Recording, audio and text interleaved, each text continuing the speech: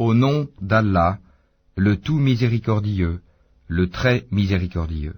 Par ceux qui arrachent violemment, et par ceux qui recueillent avec douceur, et par ceux qui voguent librement, puis s'élancent à toute vitesse, et règlent les affaires, le jour où la terre tremblera au premier son du clairon, immédiatement suivi du deuxième, ce jour-là il y aura des cœurs qui seront agités d'effroi, et leurs regards se baisseront.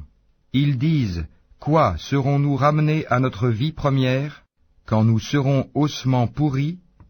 Ils disent, ce sera alors un retour ruineux. Il n'y aura qu'une sommation, et voilà qu'ils seront sur la terre ressuscités. Le récit de Moïse t'est-il parvenu? Quand son Seigneur l'appela, dans Towa, la vallée sanctifiée, va vers Pharaon, vraiment il s'est rebellé. Puis dis-lui, voudrais-tu te purifier, et que je te guide vers ton Seigneur afin que tu le craignes? Il lui fit voir le très grand miracle, mais il le qualifia de mensonge et désobéit. Ensuite il tourna le dos, s'en alla précipitamment, rassembla les gens et leur fit une proclamation, et dit, c'est moi votre Seigneur, le Très-Haut. Alors Allah le saisit de la punition exemplaire de l'au-delà et de celle d'ici-bas. Il y a certes là un sujet de réflexion pour celui qui craint. Êtes-vous plus dur à créer ou le ciel qu'il a pourtant construit? Il a élevé bien haut sa voûte, puis l'a parfaitement ordonnée.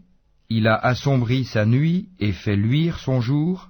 Et quant à la terre, après cela, il l'a étendue. Il a fait sortir d'elle son eau et son pâturage. Et quant aux montagnes, il les a ancrées, pour votre jouissance, vous et vos bestiaux. Puis, quand viendra le grand cataclysme, le jour où l'homme se rappellera à quoi il s'est efforcé, l'enfer sera pleinement visible à celui qui regardera. Quant à celui qui aura dépassé les limites et aura préféré la vie présente, alors l'enfer sera son refuge. Et pour celui qui aura redouté de comparaître devant son Seigneur et préserver son âme de la passion, le paradis sera alors son refuge.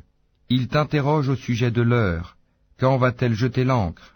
Quelle science en as-tu pour le leur dire? Son terme n'est connu que de ton Seigneur. Tu n'es que l'avertisseur de celui qui la redoute. Le jour où ils la verront, il leur semblera n'avoir demeuré qu'un soir ou un matin.